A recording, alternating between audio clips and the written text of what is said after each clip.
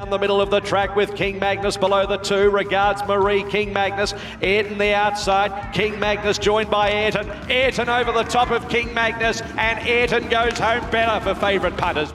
Welcome to Bet Doctor, behind the curtain look at how pro punters operate. I'm your host, Scoot. I'm in ISO.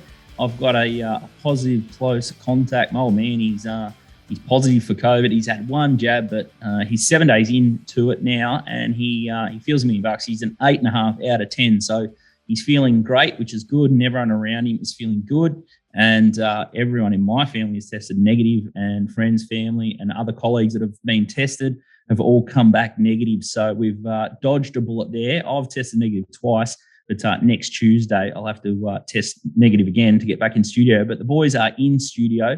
Nico and DK holding the fort. Here we are, Scooty. Doing our best.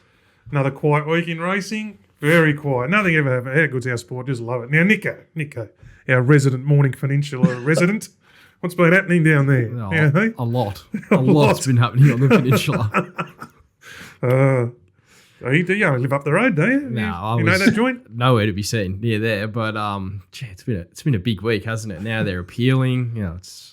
It's fascinating stuff, really, and how it's sort of impacted the spring carnival. We saw it last weekend. Preble and Meach pick up the two rides, bang, 1-2. Far out. There's going to be some huge opportunities for those riders, and you even see Saturday, Ollie's jumped on Argentia. That was Zara's ride, so it's going to be a fair bit of chopping and changing. We saw throughout the week, Damien Lanes jumped onto Very Elegant for the Cox Plate if she comes down. So there's going to be some big chopping and changing there. Just to have three of the elite riders out in one fell swoop was, anyway. Never boring our sport. I said, it did risk all our livelihoods, what they did. We don't take it lightly. That's, everyone's got to behave in the COVID bubble. But, God, I love our sport. It's never boring, ever. It's fantastic. It's an interesting one. Obviously, there's been a lot of commentary, and Matt Stewart and I get along really well with Matt, and we've been having a bit of a tit for tat on Twitter. Matt provides a daily update, and he seems to be one day he's saying, "Oh, they've done the wrong thing." The next day, more empathy, and then he's whacked them again for getting lawyers and trying to appeal it. So I love you, Matty, but he just can't let it go, and he just seems to push and pull like a typical, that News Corp. You feel that the journos just can't help themselves. They love to make them out as the villain and then ask forgiveness. And then the next thing you know, Matt will be championing mental health in a couple of weeks, but they just need to drop off and get out of these people's lives. No one's doing it easy. And I'll tell you what, homeschooling a couple of kids and having a newborn at home here is absolute fresh hell. So DK, I finally understand what you go through on a week-to-week basis. I'm now with you, brother. Oh, mate, they're moving in the gates. You've had a fortune on one. They're coming up. What can we have for lunch? And this and that. How do I do this, that? Oh, so anyway, that's what we got to do. We can't do anything else. But anyway, there we go. Nico, you would have been in the cupboard last week. Bo Rosser was a great find. I couldn't believe it. They got out to like $13 late in betting, and I snapped that up. It was a sick watch, wasn't it? Oh, sick beat. Is there any other watch from Gate 1 at the moment? Is there any other watch than sick watch? Well, I keep finding him as well. It's doing my head in, but I'm going to keep betting. It was a sick beat by Rosser. There was nothing else to it. He should have won the race. I've no doubt about that. I think just the way the race panned out, it probably worked out perfect for Behemoth, and I didn't think it would. And sort of coming into the straight, I knew it was probably game over for us. I ended up backing Feehan and Bo Rosser. Not heavy, but Bo Rosser was definitely a good result. I got something out of the place there, but imagine the story if Michi comes out and wins that. Just fantastic. Bones the rides at Wokenville and goes to Caulfield instead. Yeah. It's going to be a fascinating sprint. I loved how Preble said, when he spoke about the run and where he was and what his tactics and things, and he said, I had Tofano right where I wanted it, and it wasn't going anywhere very soon. And that was a huge tick with Preble on that horse. He's a big horse. He knew that. He was always going to dominate and dictate the race. Jamie Carr was going to do the same thing. She's a bit more of a balanced kind of rider. He's a very aggressive jockey, and he just kind of bulled the other two into the position that he wanted them to be in. Yeah, so, I love that. That's what you love about him. Right. Yeah. Exactly right. Aggressive and tactical. Love it. Tell you what, there's a lot of good milers poking their heads up. Probably was good in the Cochrane. Bo Rosser, as we said, he'll get out to a mile. Ayrton was really good. Second Slip was good over in Adelaide, and I think Ironclad's gone a little miss, or he's had a little bit of a foot issue off that abscess, so he's probably in the forgive file. Any thoughts around those horses? Well, Ayrton was just exactly what you want to see, isn't it? From a first up perspective, the run that J. Allen gave it. That was what they wanted to do. They said, we'll be back off him, working home, and then he sprints home as quick as he did. It was just perfect. The fascinating part about Ayrton was he was kind of reaching like 220, 230, 240 at stages throughout the day, and then the big syndicates and the big punters, they just said, nah, this is the wrong price. This is a complete moral. This is a Group 1 horse and open handicap. Smash late in the betting. Starts at $1.80. Yeah, still had to pull off that big late section to sort of get there. Same as Mask Crusader. I mean, those horses can. That's what you think. The horses resuming from. They're going to ride them quieter. They conserve. They want to conserve and finish. They've got a lot bigger things ahead. If they're going to get beat, if they're going to be vulnerable, it is first up from those maps. And those two horses pulled off particularly big sectionals to show how well back they are. And that's exactly what I want to see. If you're backing them going forward, me personally, and I knew you would too, that's what you want to see from them first. Yeah, you want to see them strong weight. Gee, last Saturday was just a little entree to how good this spring potentially could be. Like with Probabeel winning, the Swoop at Clark, I reckon, is going to be the race of the early spring. You're going to have Behemoth v Probabeel v Bo Rossa. Bo Rossa is going to drop about 6.5, 7 kilos in the weights, back to handicap level. Behemoth's probably going to have top weight. There's been some jockey changing. I think Preble jumps on Probabeel. Willow jumps back on Behemoth. So it is going to be a real race. That's probably the thing I'm really looking forward to in this early spring. I know we've got some good horses in Sydney this weekend with Nature Trip and Zaki. But that Swoop at Clark, it's going to be a hot race. And just for comparison, like we saw Ironclad pulled up sore because he had that hoof abscess and he had the issue before the race and that. But he that race, as it turned, he had a gut buster anyway. That was a high pressure race. He's caught 3 wide the trip, had to work on the bend. Now you look at that first up run, which is a complete empty out, and he's pulled up a bit sore compared to the runs that say Charlie Rose, nice and soft working home, Ayrton, Mars Crusader. They're the sort of, as a punter going forward, you want those horses that get home with something in the bank that. And the trainers want their horses back in good pieces after first up runs. Oh, you have a gut buster first up. It can really leave a horse in all sorts for the rest of their preparation. Yeah. You see it time and time again, especially in some of those bigger races. Can be hard to bring a horse back if they're not fully fit and then go out and have a real sort of big exertion. It can be hard from a trainer's point of view to get him back and, sweet at the right level they need him for sure. I thought, you touched upon one there of mine as Charlie Rose. I thought the trials were probably a little bit quiet, but it was a really good return in the Headley. I think she's right on track and she may benefit from a few of these international horses not coming out in the Cup Spa. She's probably more suited to a Melbourne Cup. So I think if you can forgive her Adelaide Cup run, she's one of our best chances. Yeah, no, for sure. And that's that Heatherly. The way there's that race set up, it's just nice for all those horses going forward. It was run at a very soft tempo. Even horses back in the field like Vow and Declare, Miami Bound all ran quick last sections, even though they got beaten a long way. Vow and Declare was the third fastest last 200 metres of the day behind Master Crusader and Ayrton. So it's just what you want to see. You want to see them having a nice hit out, hitting the line late for their bigger targets up forward. So and Charlie Rose was another one. That was a sick. Oh, here he is, Sausage Dog. What's he doing? What's Rexy doing? Rexy. Yeah, the postman or someone must be dropping off another delivery. It's the only way we can get anything into the home ISO here. But just on Sydney racing, the Slipper Hoodoo continues. Stay Inside was a bit disappointing on the weekend, and Palelli, a horse that we've spoken about for the last 2 weeks, he got the job done nicely. But probably questions need to be asked about Stay Inside.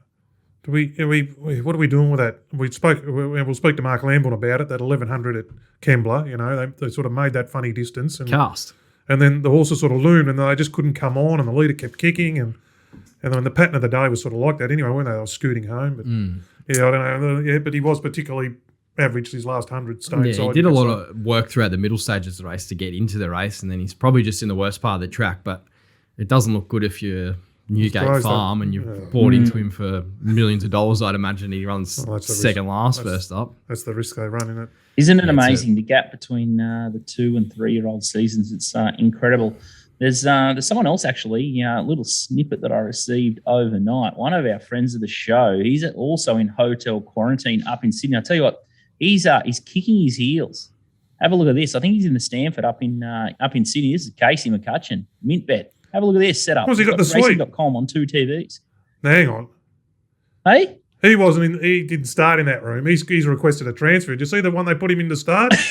He was in like an absolute one room thing with kids and stuff, shit everywhere. He said, what a nightmare. And then he's obviously, we'll move you when someone else moves out. Now he's got the 3-bedroom suite. How big? He might have had a big weekend and just slipped him something under the door, maybe. With the upgrade. Yeah. Tell you what, 2 kids in one room, you'd be absolutely battling. We might try and get him on next week's show. I think he might like the chop out. And I think he's got another 10 10 days, 9 or 10 days. Is he really? I'm tipping he's in for the long haul there, Case, but it'll be great to see him off his UK jaunt. I'm sure he's got a couple of new addictions with UK racing. It's very entertaining stuff, that. And the ISO over in England, he's gone through it all before. So he might have some tips to get us through the next stages of COVID, because it's starting to take a hold, not only Melbourne, but definitely Sydney. But luckily, the races are back in Randwick this week. It's a real funny one up there. The Rosehill track is in one of the hot spots, but Randwick, they can still race there as there's less COVID around that community. So it's going to be a game of cat and mouse up there in Sydney, that is for sure. We've got Mark Lambourne going to talk about the Chelmsford, and we'll talk about Nature Strip. He won a trial recently. Shane Adair is going to talk about Adelaide. He's found a couple. There's a horse that is dual nominated, really short in the market, and he thinks it's a moral if it goes to Adelaide. So it'll be interesting to see where that lobs. But it's Feehan Stakes Day. They've given Dardo Tenchim Nam the absolute Khyber there, but now it's back to Feehan Stakes Day. So anyone listening from Moonee Valley, Alistair Dwyer, we might have to find out why they've reverted back to the Feehan Stakes. It's very confusing. I wish they'd just call them by their traditional names and move on with it and attach a sponsor's name. But should we get straight into the Valley, Nico? The race 7, the Chautauqua Stakes, is another little rebranded race here. And let's have a look at the betting odds courtesy of topsport.com.au on the screen. And it looks like away game's a favourite here, $5. Bella Nipotina, $5.50. Pintoff, $6.50. Ancestry, $8. Wild Planet, $8. Riddle Me That, $11. ASAR, $13. Express Pass, $16. Front Page, $18. Great Again, $18. And $21 about Kalkani Royale and Order of Command. And Nico, you're going well outside the market here, and we're going to have a look at Order of Command, last start in the Ori Star Stakes. Yeah, he's in the O'Brien colours. Willow on back to the inside there on the fence. He just never really gets a crack at him in this replay. He sort of howled up at crucial stages in the race and never really has a full chance to really let down and hit the line. The same thing happened in the Monash, where he was just stuck behind runners and probably should have gone close to winning that race. Now he comes to this race, the Chautauqua Stakes, the old McLeod, and I think it looks a good setup for him. He gets Ollie back on. He's going to draw sort of barrier number 8 there. Potentially could be in one of the better parts of the track. I imagine he'll be sort of blending in the race, maybe 3 wide, potentially maybe getting to lane 2 or 1 if Ollie can give him a really good ride. And I think he's just ready really to do something this start. He's going to be potentially on a very wet track, which he seems to like. You go back to his form last preparation, he ran second in the Galaxy behind Eduardo on a soft 7. I think the wet track there on Saturday, they're predicting like 40 mils of rain on Friday and then potential 10 on Saturday. So there could be a chance this track's well and truly in the heavy range. And if it is at that level, he is right in a race like this. And I think he's going well enough to give this a shake. I thought $21 was probably overs. It's a deep race. There's a fair few chances. It's a race where it's got a bit of a mumbled up speed map and no one really knows what's going to go on there. But I think he's really ready to do something, Source. And I think the beneficial part to his probably chances there on Saturday will be a very wet track. Yeah, spot on. Yeah, that was what I thought, Nico. As soon as it's in the forecast, if you're doing the early form, you probably plan A is to find the wet tracker, because it's going to probably be that way. You know? He's 4th up. Like, he's going to be fully fit. Yeah. I thought last start he walked a bit average in the yard, so I'll be really watching to see him there on Saturday to see if he improves that. If he improves that walk, he can definitely go on with it again. So, look, I think he's just really ready to win. He's had a few hit and runs. Ollie goes aboard. He's absolutely flying. O'Brien's not going that great, but this horse he's been racing well this preparation just without luck. So I thought wet track, a few of these are a bit hit and miss, drawn wide. Yeah, I thought he was definitely in the game. I was listening to O'Brien on with BZ last night on .com, and he sort of said this part of August is like pre-season for him. Now, they're going into the first round, sort of start of September. So even though everyone's been commenting on what his stats have been like through these winter months, it's just been all his B, C's and B graders. Yeah, well, not even B graders. I would have thought C graders. C grade, yeah. Mainly. So I'll be expecting the O'Brien camp to start really, really ramping it up. Well, they had Inspirational Girl last week who ran well in the Memsey. They got Superstorm in the Feehan. So their good horses are back. Miami Bounce back. Yeah, I'd be expecting he's starting. All the way round to Claire, hit the line. He's starting to turn the corner, sort of throughout the data and all that. But his goals are, late October, November, aren't they? Yeah, he'll be probably flying then, and we'll be tipping him and everything. That's it. The horse that I found in this race, Nico, was Wild Planet. I think it might have come to the end of its prep last run. But if they've got it wound up, ready to go first up, this is a horse that doesn't mind stinging out. Yeah, I think that's probably the issue with him. Where is he at in his preparation? He's kind of semi-first up. I know he raced deep into the Brisbane winner. He's running the Doomben 10,000. If he can replicate that here, he should be favourite. Yeah. Jump out was pretty quiet. I'd just be questioning where they're sort of at in their preparation with him. But even still, $8 looks attractive. Like, he probably should have won the Doomben 10,000. He didn't have a lot of luck there. So you factor that in. I could definitely have something on him. I think ASAR can potentially bounce back. His blinkers on, jumped out well since his last run. It's a deep race. You could definitely find a few angles and look to back a few of them. Like Darlasan's coming off a third to Very Elegant and a Dayup in a Queen Elizabeth. He's sitting here at 30-1. His 1,200 metre form, he started favourite in Manfred. Last race, he ran second to Behemoth in a spring stake, started $3.60, and he's sitting here at 30-1. No, he's got bigger sort of things in sight, but he never runs poor. Goes really well on a wet track too. If it's soft, I don't think he likes bottomless, but he's got a big finish. Funny, I think they ran him over 1,200 first up last prep, which I didn't think was suited. And obviously, he was the horse that I tipped at about 50-1. Was in the big Group 1 over 1,600. And he didn't let you down. No, he did a great job at about $10 or $12 a slot there. So I think he'd be probably worth a place bet. I don't think he can win it. I don't think he's probably sharp enough over the 1,200, but definitely you could throw something on him to place. Yeah, I'm probably looking Order Command, probably 1x3 sort of scenario. The wetter the better, the more more confident, the more rain. See how much rain we get. All right, let's have a look at the rebranded Feehan Stakes odds, courtesy of TopSport on the screen. It's a bit of a lackluster Feehan, I think. Sierra Sue $5, Superstorm $5, Elephant $6, Shot of Irish $11. The Chosen One is $11. It's a real blinkers horse. I love when Murray Baker puts the blinkers back on him. Nonconformist $12. Slightly disappointing last preparation. Had big hype around that runner. Best of Days $14. Dawn Patrol $16. Realm of Flowers. There's a lot of people that like this on looking for the cups perspective. $18, and the Feehan that's had some really big cups horses resume in it. Fiorente was one. There's been a handful of horses that have used this as the kickoff point, so maybe a big run expected from Realm of Flowers. And you can get $21 and better the rest. You're going to have a look at the replay of Elephant last start, Nico. Yeah, he's the fresh horse on the scene, isn't he? This is his win first up here in Australia. He was well spotted in the market, $4.20 into $3.70 late. Was given a great ride by D Lane, but he produced, I think, a very good win here off a very fast early tempo. They went 9 lengths above to the 600 metre mark. He's sitting sort of just behind that speed, going 7.5 lengths above. If there was any sort of fitness or queries of where he was at in his preparation, he definitely knocked those on the head with this win. I know you could probably come out and say he hasn't beat much, but the overall figure he's run, the back end of his race is probably the best part, to be honest. Looking at his sectionals, he's really strong weight. That final 200, he's run at 3 lengths above relative to the punting form all benchmark. I think he gets a lovely run here from barrier number 1. There's good speed. He should probably just stalk that. He's going to need a gap by Rosser style, but if he can find that gap, I think he's going to be pretty hard to beat here. There's a few of these that are going to be right back in the field. Superstorm just has no early speed. Barrier number 5, I think he's definitely the danger. He's a class horse in the race. He ran a good race in a Golden Eagle on a wet track, so I don't know if that will really hinder his chances too much there on Saturday. I couldn't have Sierra Sue. I marked her double the price. She looks a lay for me in the race. That Lawrence form, I just don't think it's good enough. There's a lot of these here that are first up looking for cups sort of campaigns. Lane 1 at Moonee Valley just could be the place to be there on Saturday. He's going to be there, right on speed, stalking. I suppose the old sort of theory, DK, a lot of people sort of your age would be looking at this and say, well, he's a handicap raider of 82. It's a bit nasty, Nico.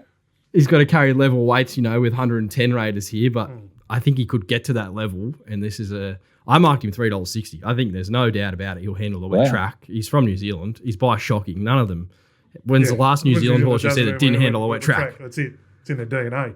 But we're a hardy bunch, punters. I mean, you just the burial of the low draw. You're buttering up again. I mean, so you just you like the. It's just know what you're in. There's going to be some pain there at some stage. He's going to have to get the breaks, but we just keep buttering up. Like Sovereign Award, she led a really fast tempo last start. Ben Allen has his first ride on her. So if she gets going like she can and just pulls her way out, like it could just open up this field and allow Guts for Curry just to get off the fence at a certain stage in the run. Look, I really think it's a 2-horse race between him and Superstorm. Like I said, I think Sierra Souzalay, Superstorm will be charging at him late. But yeah, Elephant's going to have every single favour in this map position. And lane 1, Rail True Moonee Valley on a wet track, it can be red hot. Can be, yeah. The jockeys now, D-Lane's on the chosen one.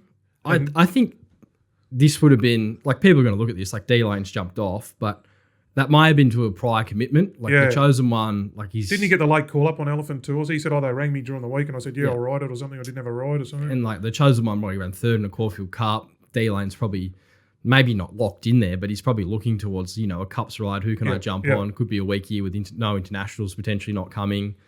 This will be an interesting race from a Cups point of view. Dawn Patrol is a very smart horse. He ran 3rd to Tiger Moth and Santiago overseas, so...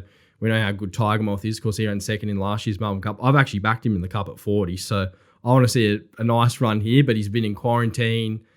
He was at the Micklem Quarantine Centre, which I think it's like Scoot quarantine. You're locked in the box for 14 days. So I don't know how much work he's sort of done leading into this, but he'll be getting back in the line. The chosen one's probably on a Cups preparation as well. Chapada Sound, Port Guillemay, he tried okay there at Cranbourne. He's probably in the same boat. But yeah, Elephant, I think is going to be hard to beat. I'm happy to back him. What really took me about Elephant and its first start here at Caulfield was the amount of money for it. It was absolutely backed as if it had much, much bigger races in mind. And the other thing was it only arrived off the plane on Thursday and it went round on a Saturday. Like, I'm not sure how many horses are accustomed to that, but to jump off a plane on a Thursday and then win like he did on Saturday, that's pretty impressive for mine, don't you think, DK? And I believe, listening to the trainer again last night, she said it missed some crucial gallops in the lead up to that run. So they were a bit worried about its fitness levels. And how easy has it done it? And they've gone 10 lengths above to the 600. And been strong late. Like, it's just, could be a good horse. 5 in a row, like he just could be a good horse, yeah. So, interesting, but very good. It's a fascinating runner for mine, and it should be good racing out there on Saturday. And if you want Nico's final thoughts, you can get his Mounting Yard Mail service. He dropped a $16 winner and actually tipped the first 4 yesterday at Sandown. He's starting to see them well yet again, but it's $11 a meeting or $22 a week, and it's all via the Telegram app. So you get his last minute thoughts. In the last 3 to 5 minutes, he does a jump out, he uses punting form and takes everything into account to do his analysis. So make sure you get around Nico. He's the man you want to be with all through spring on your Wednesdays and Saturday metros. We're going to take a quick break and then we're going to talk to Shane ADAIR and he's going to tip us a couple in Morphettville. Welcome back to Bet Doctor. Behind the curtain, look at how pro punters operate. Yeah, it's an ISO edition. We've got DK and Nico in studio. I'm in fresh hell in ISO, and it's time to talk Adelaide racing with Beat the Bagman, Shane ADAIR. Welcome back. Nice to be back, guys. Yeah, tipped a couple of winners. I ducked off to Mornington to meet up with a couple mates in the last couple of weeks. That was nice. And, back to hopefully find a few winners on Saturday. Sensational stuff. And it's Feehan Stakes this weekend at Moonee Valley. And you've got a quirky little stat for us, Bagman. I'm too young to know this. What was the stat screen? You Feehan called me on the hop there. Was it jumps race or something?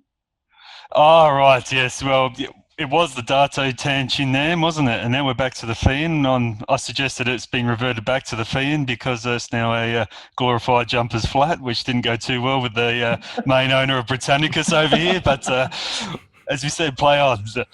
Oh, please. It's a qualifier for the golden Cox Plate. Golden ticket for the Cox Plate. It was always the Feehan when I was a kid. It was always a big meeting coming down to Moonee Valley back in the day. But it's a weird one, isn't it? I don't know why they've given the Dato 10 Chimnam the Khyber there. It's a really weird scenario. But I can remember as a kid watching the jumps at Moonee Valley. It used to be outstanding stuff. Great little spectacle. But they used to have jumps racing at Morphettville as well once upon a time. Used to have jumps racing everywhere, Scoot, back in the day. But, Caulfield had it as well. And, yes, it's a bygone era, mate. But, yeah, the Metro jumps was a big part of the winter calendar back in the day. All right, let's have a look at race 7. Let's try and find a winner this week. It's the dominant benchmark 60. We've got odds courtesy of TopSport on the screen now. And there's two sharing favouritism here, Nikhil and Turfit at the $5 line. You've got another free glass at $6.50, Apache Star $7, and better the rest. We're going to have a look at another free glass in the green silks on the fence. We've got pretty strong form here around Melody Man. Yeah, I thought this was an excellent run last start by another free glass. It came straight out of a maiden. It's gone straight to Metropolitan grade. What you don't see in this replay is that it's taken off mid-race, circled the field, taken up the running. It's kicked really strongly in the straight. Melody Man has had an absolute peach of a run in transit and run away to score nicely, but another free glass has held the rest of them off quite clearly. This doesn't look any harder on Saturday. I think it's a horse on the way up. He'll get a nice run just behind the speed for Emily Finnegan. I'm happy to back Sue Yench's runners in Adelaide in town. She's a fantastic strike rate and been a top trainer in this state now for a good many a year. So I think another free glass, currently $6.50 and a bit over $2 a place. Maybe a Benascari 1x3 play on that one, I think, Skeet. Benny Two Bets. He's a shrewd judge. Benny, any thoughts on this race, Nico or DK? Yeah, I actually had a look at this race because my old man was going to have a run at unfair dismissal. He hasn't scratched it yet, I don't think, so there might be some deductions to come out there. His blood picture isn't 100%, so he won't be going. But, I thought the danger to our horse if we were going to run was another free glass, so I could definitely come in there. How about Emily Finnegan? Yeah. Bagman 2 starts ago, full on right hand blinker, nearly took out half the field when she came out in the maiden. On this horse, yeah. Yeah, but she's... I was going to say, Bagman, would a different rider have ridden that differently? Like, would Teepanel have made that mid-race move, you think, the other day? Did she maybe... She doesn't ride a lot of winners these days, Emily Finnegan. I know she rides for Sue Yench a lot, though.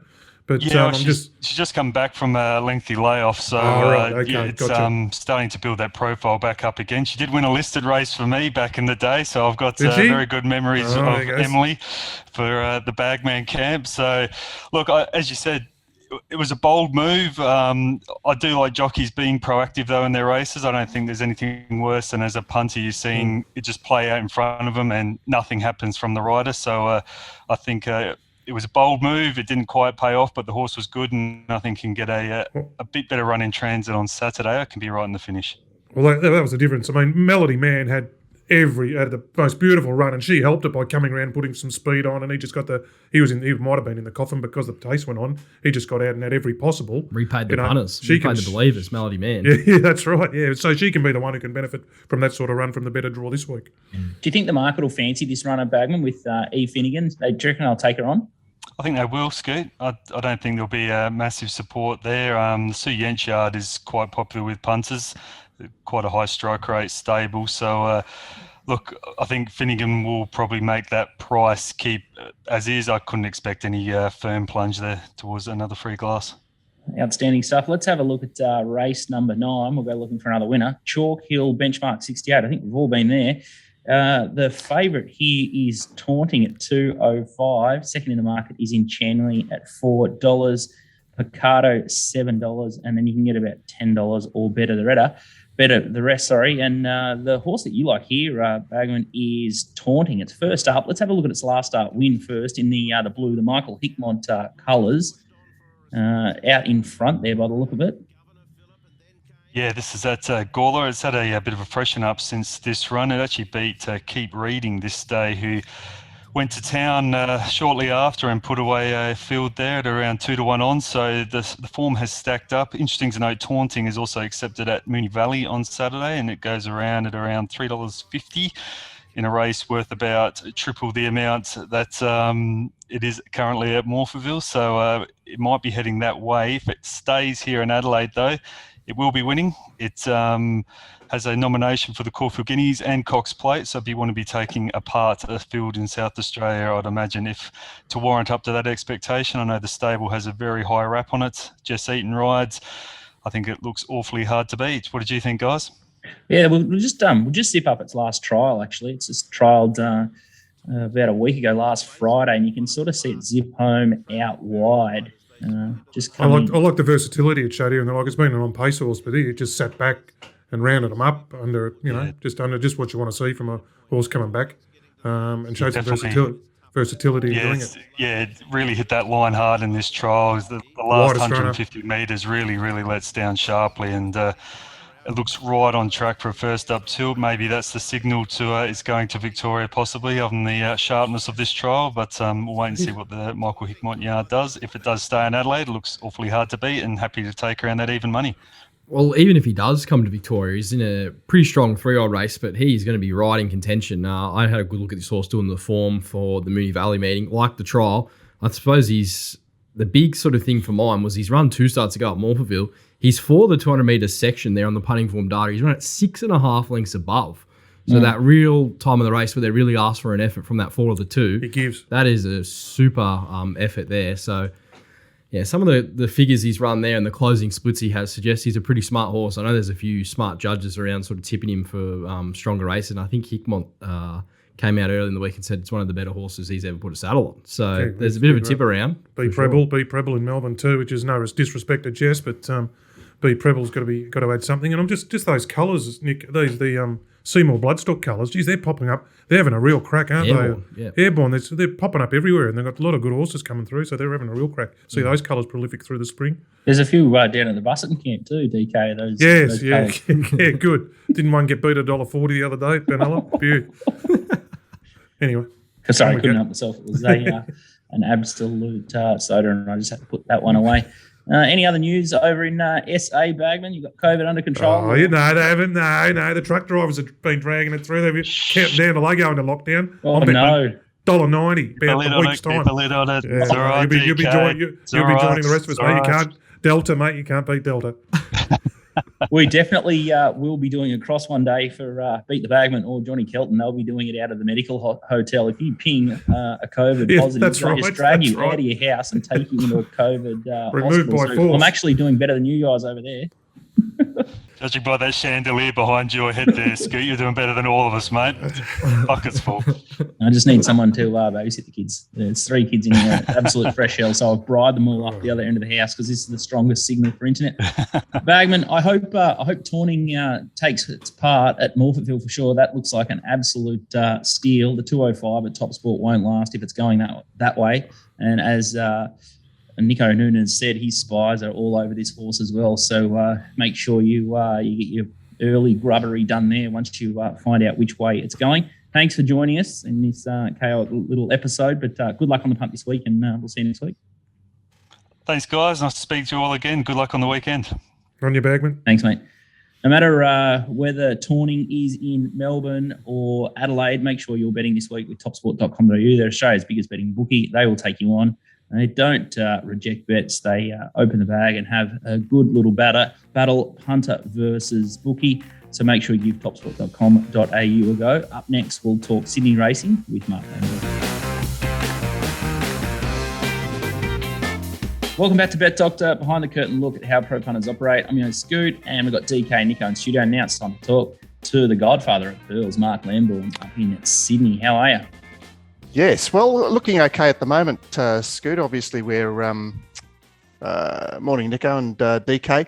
We're looking at some pretty summerish weather leading into a feature meeting at Randwick on Saturday, but it gets tricky because it's supposed to start raining at 2:00 on Saturday.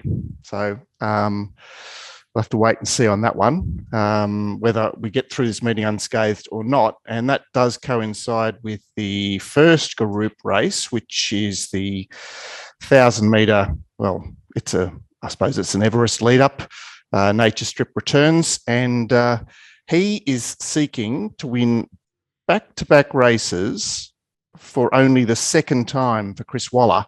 And this will be his 8th go at trying to win back-to-back races with Waller. It was interesting, his trial, wasn't it, Mark? He trialled like a Learjet, and Glenn Schofield partnered him. I think Glenn could be back. Any truth? Good Glenn. Well, Glenn's certainly riding the trials at the moment because they're restricted to track work riders, and Glenn's clearly fitting that capacity at the moment. Interesting in Sydney. Like last week we had Rosehill at Kembla because it was in a hotspot LGA, but it's all okay to race in Randwick at the moment, even though that COVID's sort of everywhere in Sydney anyway. Well, it's haves and have-nots in Sydney because if you look at the look at the map of cases, it's predominantly west of the inner west, let's say.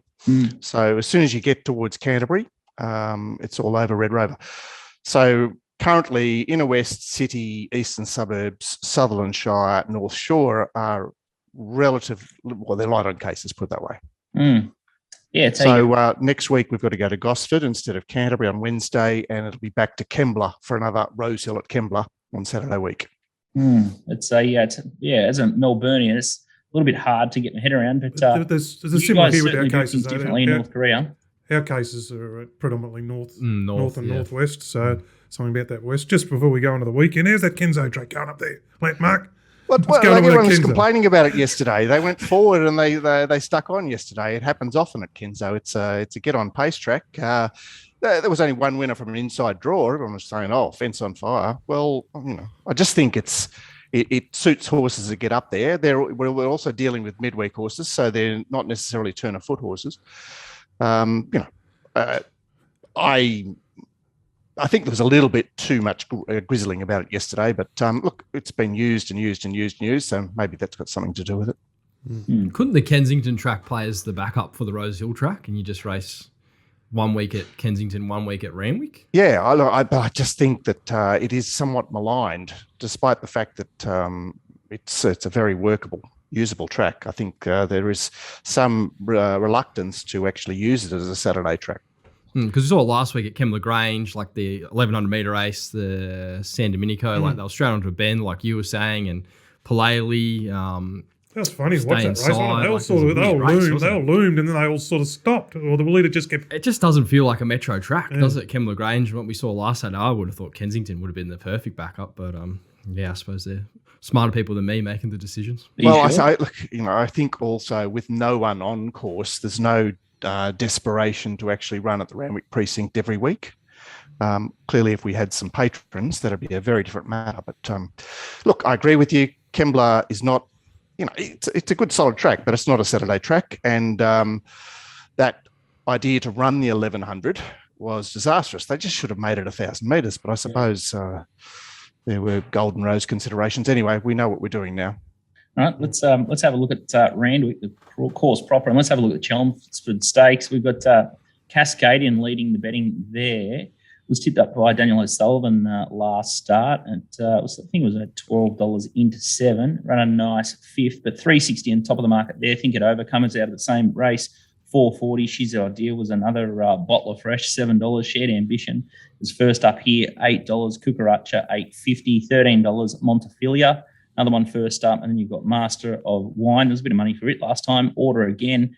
We're still having nightmares about the Scone Cup with that one. And then you've got some bigger price horses. Dashing Willoughby 26, Nancho, and much, much better the rest. We're going to have a look at the Wink Stakes. And what did you learn from this about Cascadian and Think It Over, Mark? Well, you can see Cascadian, he's in the Godolphin Blue. So he did get handled there by one of those roughies that came out on him. It might have been Master of Wine, actually. But look, he had his running impeded and worked the line nicely, as did lots of them. I think It Over was the perhaps the highlight horse for the race for me, because he just got in that sort of squeeze box and didn't have the momentum that certainly Cascadian and She's Ideal managed to find sort of at the 300 metre mark or topping the rise. She's Ideal looks very poorly drawn on Saturday in a race that lacks tempo. It certainly won't be run as honestly as the Wink Stakes was. I think that's why we've seen a move for Shared Ambition, who looks to get forward fresh from its Brisbane campaign. So I understand the move there. And look, I think It Over has got some tactical speed. It's funny to think of him as a feature horse. I mean, 12 months ago, he was just trying to win his benchmarks, but this happens with these older horses. And Adam Blenco's made a very good point about the 4-year-olds being a bit of a shit crop. And so that's perhaps aiding these older horses in these style of races. I worked hard on this race this morning, and the two likelies are the top two. Cascadian has, as you mentioned, been heavily backed, not just last start, but the start before that and in the Doncaster. Of course, carried the infamous Jamie Carr on that occasion and following that in the All-Age Stakes. Huey's the perfect Bastillion. He's riding at the peak of his powers, and this horse has got to turn a foot. Having said that, I think It Over will be in front of him in the run. I'm not sure what to do with Nash on Saturday because he of course, has been out for 2 weeks with that non-displaced fracture, of the foot. And he turns up for the first time on 4 moves ahead 2 races earlier. So he's 4 moves ahead, Dreamforce into Think It Over, and another 2 rides after that. I don't know what to think about that. It'll be 2 weeks and 2 days since he had that incident at Hawkesbury, and it'll be interesting to see how the boot fits. Well, he's got to be jabbed up. I would have thought. I've had a undisplaced fracture and it kills. That's not good. Not good. Bloody sore. So anyway, so he must be jabbed up or get some cortisone in it or something to get back. So. You'd think it'd have to be a positive Nash going on for James Innes Jr. though, wouldn't it? Yeah, that's a start. Well, of course it is, and the switch and draw. The sort of it's a goldenish switch. It's inside to outside. So in a race that does lack tempo, as I mentioned, Shared Ambition looks set to go forward. I'd be surprised if Think It Over wasn't pushing across to race in the first 4 there. As I mentioned before, She's Ideal, which was the flashing light of the Wink Stakes and has just been a massive overachiever in the last 6 months. She looks to be rails me back in a bit of a dawdle, so it doesn't look too good. Montefilia is a query runner. She was probably as good a run as Moanga in the Rosehill Guineas and then went very flat in the Derby and the Oaks. David Payne, his horses are running through brick walls at the moment, which we don't often see, but when we do, things happen.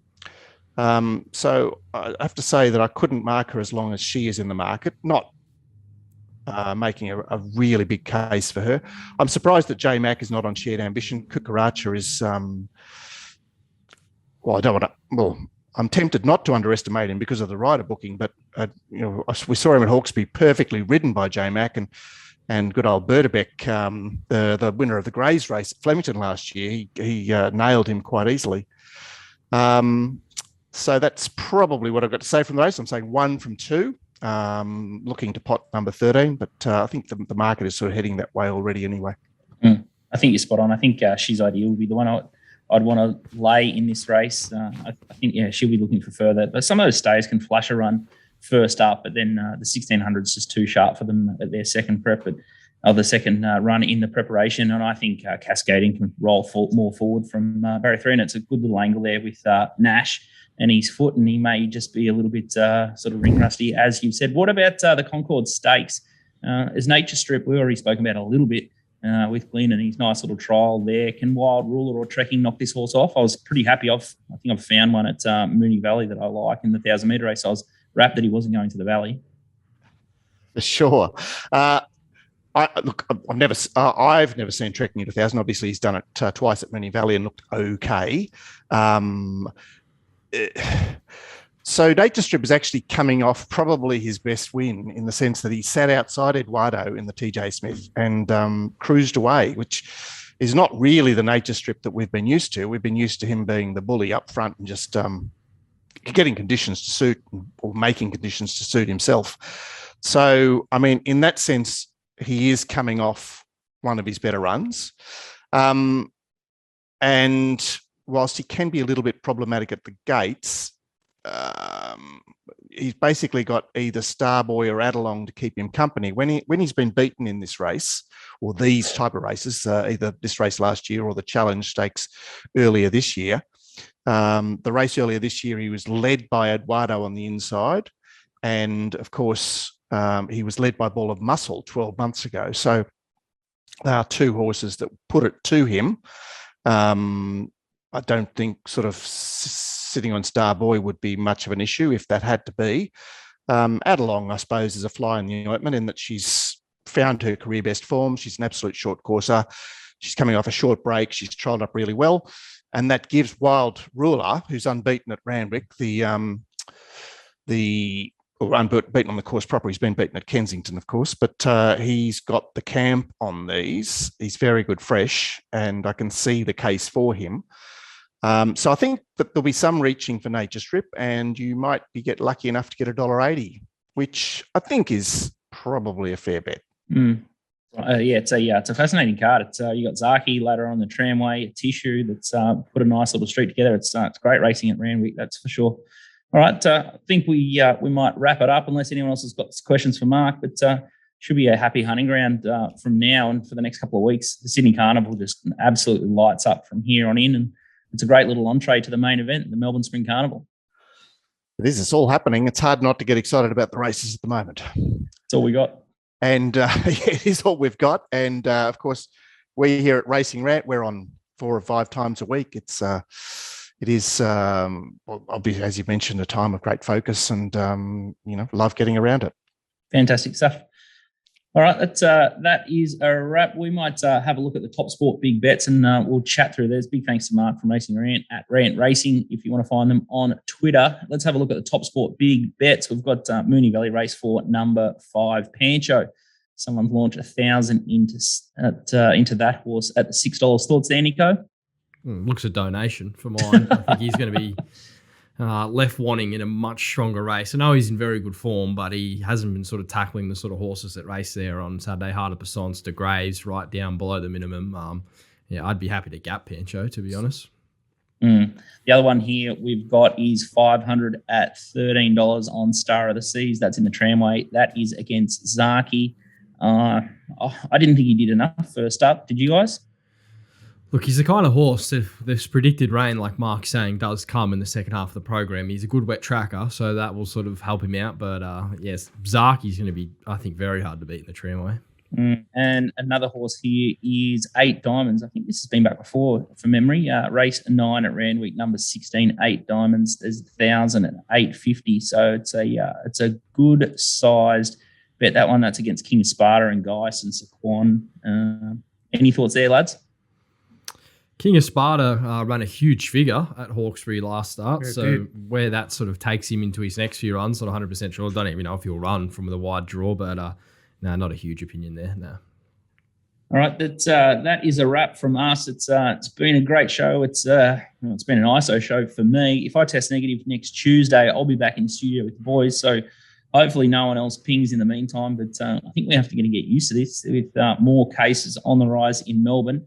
We'll be ducking and diving COVID, and it's going to be a very interesting spring. And luckily, the horses keep going. If you wanted to dig deeper into your spring form, make sure you check out puntingform.com.au. They've got the best horse racing database. It lives in the cloud, so it doesn't take up any room on your computer, and you can't automatically delete it. You don't have to update it.